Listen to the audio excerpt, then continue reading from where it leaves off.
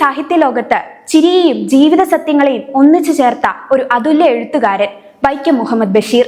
സ്വന്തം ജീവിതം തന്നെ ഹാസ്യരൂപത്തിലൂടെ എഴുത്തിലേക്ക് മാറ്റിയപ്പോൾ അവിടെ ഒരു പ്രധാന കഥാപാത്രം Pathumma. So let's enjoy Bashir and Pathuma, the most famous funny characters of Malayalam literature.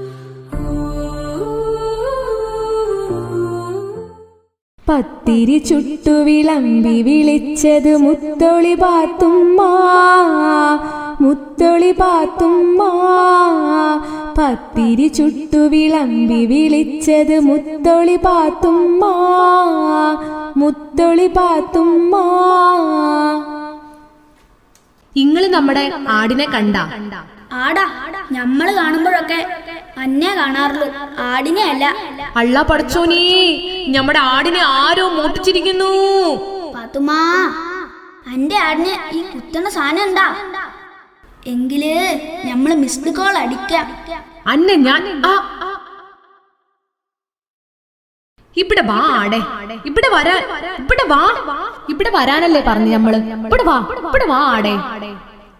പത്തിരി ചുട്ടു വിളമ്പി വിളിച്ചത് മുത്തൊളി പാത്തുമ്മ, മുത്തൊളി പാത്തുമ്മ.